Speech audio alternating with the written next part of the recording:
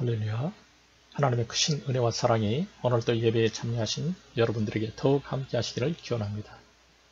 언젠가 저는 본문 말씀을 가지고 말씀을 나눈 적이 있지만은 더 깨달은 부분이 있어서 또다시 나누게 되었습니다. 한 포도원 주인이 포도원에 들여보낼 품꾼을 찾았습니다. 그는 아침 6시쯤 장터에 나가서 품꾼을 찾았습니다. 품꾼을 찾아서 한 데나리온을 주기로 약속하고 포도원에 들여보냈습니다.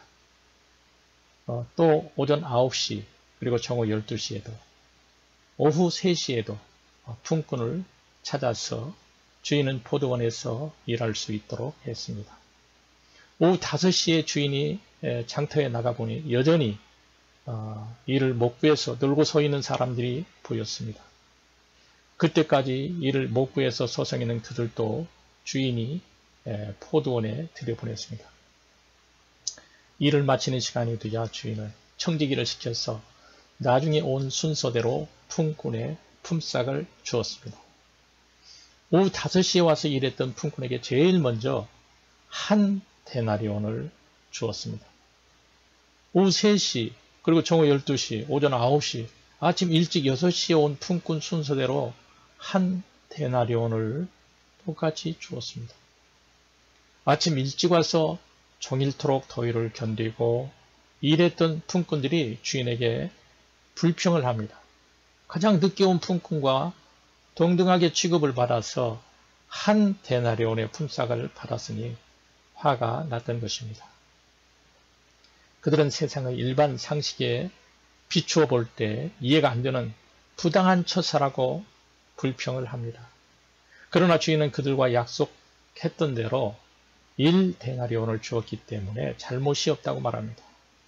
주인은 누가 봐도 결코 약속을 어긴 것이 없고 정확하게 약속을 잘 지켰습니다. 주인이 오후 5시에 온 품꾼들에게 1데나리온의 품삯을 준 것은 주인의 뜻이었습니다.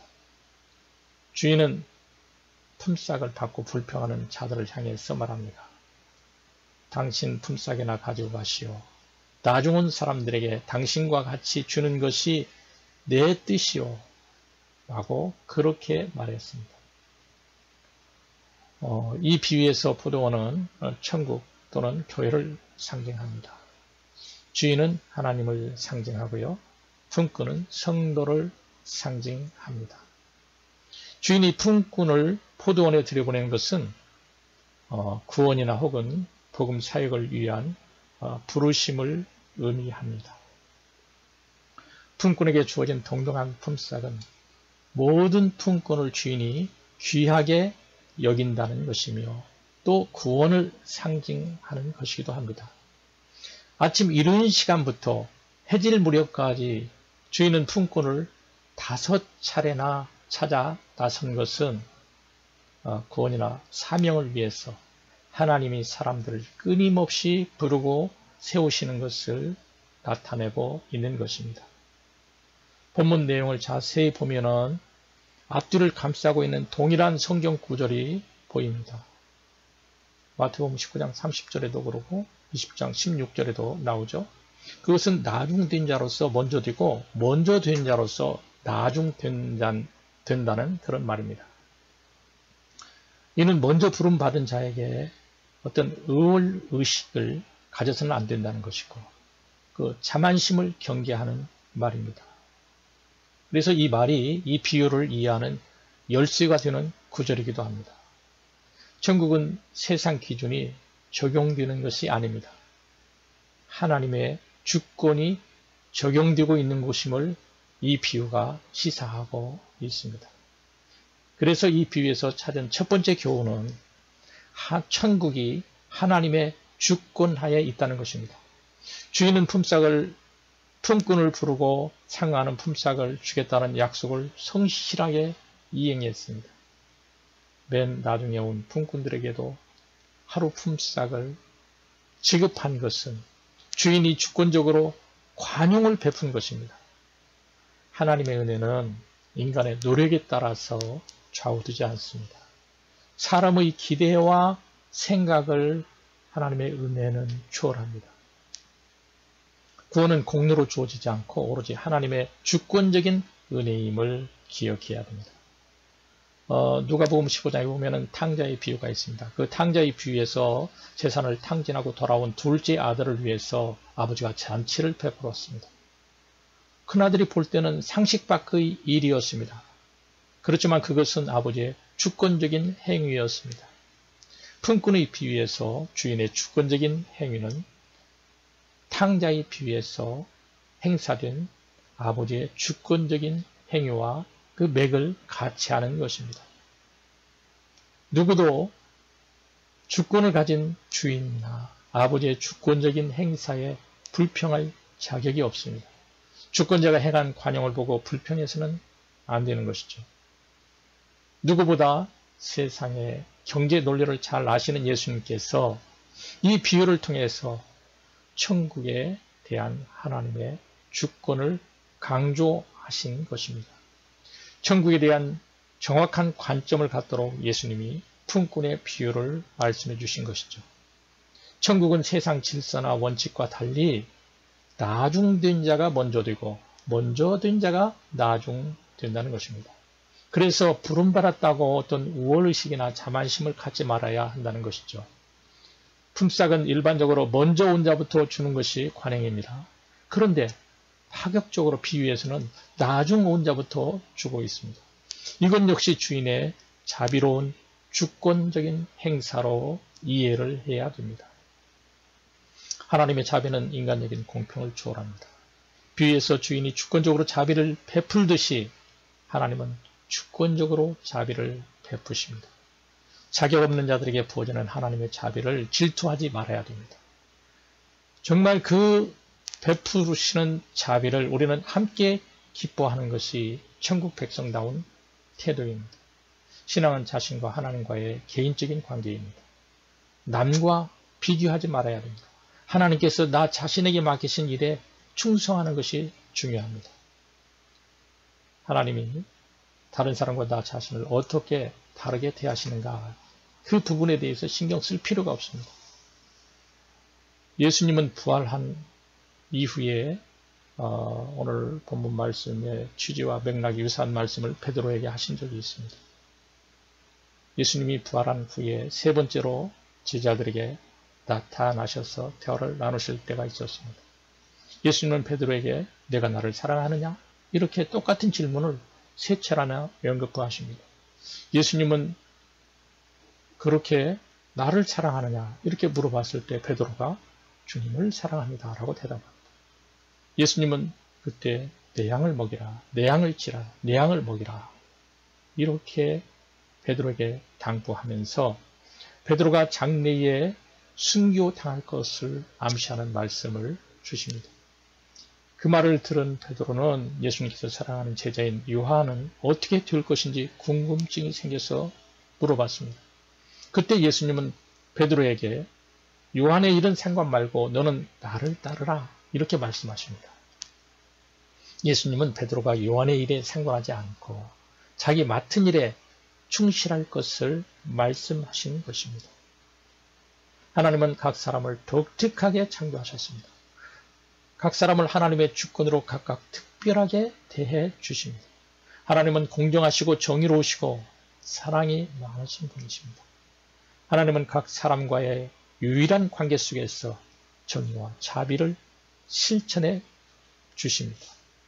우리는 나 자신과 다른 사람을 비교하지 말고 하나님만 바라봐야만 합니다. 아침 일찍 온 품꾼들은 주인과 한 데나리온의 일당을 약속받은 후에 일을 시작했습니다. 그리고 그대로 그 품삯을 받았으니 불평할 이유가 전혀 없었습니다. 우리의 기준으로 타인과 비교하면서 타인에게 베푸신 하나님의 관용에 불만을 가져서는 안 되는 것입니다. 하나님은 선하신 분이십니다. 예수님은 소외된 자들에게 관심과 사랑을 많이 보이셨습니다. 그리고 그들을 하나님 나라로 초청하셨습니다. 본 비유에서 하나님의 은혜와 자비가 모든 사람에게 똑같이 베풀어지고 있음을 보여줍니다. 그런데 비유에서 일찍 온 품꾼들은 이러한 주인의 자비로운 성품을 이해하지 못합니다. 그들의 눈은 주인의 자비로움을 이해하지 못하는 그런 어떤 자기 중심적인 시선이 있었습니다. 누가복음 15장에 나오는 탕자의 비유에서 첫째 아들이 아버지의 마음을 이해하지 못하는 것과 비슷합니다. 자기 중심적인 시선에서 벗어나서 하나님 중심의 시선을 가지고 이웃을 바라봐야만 천국을 이해하고 동참할 수 있습니다. 하나님의 자비로운 시선으로 이웃을 바라보고 대하는 것이 천국 백성다운 태도인 것이죠. 이 비유에서 주인은 늦은 시간까지 일할 곳을 찾지 못하는 일꾼들을 보고 그들이 가장 원하는 일자리를 제공해 주었습니다. 일꾼들이 가진 능력이나 경험을 보고 고용한 것이 아닙니다. 그들의 필요를 보았습니다. 그리고 그것을 채워준 것입니다. 이와 같이 하나님은 주인들에게 필요한 구원의 선물을 은혜로 주시는 분이십니다. 하나님은 누구보다도 우리를 잘 아시는 분이십니다. 그리고 우리에게 필요한 은혜를 값없이 베풀어 주십니다. 하나님은 모든 사람을 다양한 그릇으로 지으셨고 그 용도에 따라서 알맞게 사용하시는 분이십니다. 하나님이 우리를 대하시는 시선에는 어떠한 불의도 있을 수가 없습니다. 우리 모두 선하신 하나님이 내려주시는 주권적인 은혜에 대해서 불평하지 말고 오직 감사함으로 반응할 수 있기를 바랍니다. 이 비유에서 배우는 두 번째 교훈은 세속적인 보상 관점을 우리가 극복해야 된다는 것입니다. 당시 제자들의 마음에는 유대인들이 갖고 있는 공로 교리 개념이 저변에 깔려 있었습니다. 이것은 죄인이 하나님 앞에서 공로를 많이 쌓으면 자신의 죄를 탕감받을 수 있다고 믿었던 그런 사상입니다. 하나님이 종말의 심판 때에 각자의 죄와 선행을 비교해서 선행이 죄보다 많으면 상급을 준다는 사상입니다. 공로 교리에서는 구원과 천국을 하나님이 주시는 선물로 생각하지 않습니다. 인간의 공로나 노력으로 쟁취하는 성과로 그렇게 생각을 합니다. 당시 제자들은 천국 역시 세상의 나라처럼 계급과 지위에 따라 차등이 있는 것으로 그렇게 믿었습니다. 제자들은 주님께 선택받아서 더 많은 헌신을 해왔기 때문에 타인들과 그분들은 탁월한 지위를 보장받을 것으로 여겼습니다. 마태복음 19장 27절에 보면 베드로가 예수님께 이렇게 질문하죠. 우리가 모든 것을 버리고 주를 쫓아 싸우니 그러니 우리가 무엇을 얻으리까? 이렇게 질문합니다. 베드로의 질문에도 유대인의 그런 어떤 공로 교리 개념이 그 바탕에 깔려 있는 것입니다. 예수님은 제자들의 잘못된 천국에 대한 세속주의적인 그런 관점을 교정해 주고자 하셨습니다. 그래서 품꾼의 비유를 통해서 예수님이 천국의 법칙을 계시해 주신 것입니다. 이 비유를 통해서 예수님이 계시하신 천국은 제자들의 생각과는 달랐습니다. 천국은 헌신의 양이나 순서로 보상되지 않습니다. 은혜로 주어지는 것이 천국임을 알 수 있습니다. 더 많이 일할수록 더 높아지거나 더 많이 받는 것이 천국의 질서가 아니라는 것이죠. 천국은 세상을 지배하는 경계의 논리나 효용성이 거부되고 하나님의 긍휼로 통치되는 그런 나라입니다. 시간이나 물질을 주님을 위해서 더 사용했다고 해서 더 많은 보상을 기대하는 것은 주님이 주신 은혜를 망각하는 태도입니다. 우리가 주님을 위해서 열심히 일했다고 해서 그에 상응한 대접을 요구할 권리가 없는 것이죠. 천국은 섬기는 자가 섬김을 받는 자보다 더 크게 평가되어지는 것입니다. 성경 히브리서 11장을 보면 믿음으로 살았던 그런 대표적인 인물들이 소개되고 있습니다. 총 40절로 히브리서 11장이 구성되어 있는데 그 내용 가운데 모세에 대한 설명을 가장 많이 할애하고 있습니다.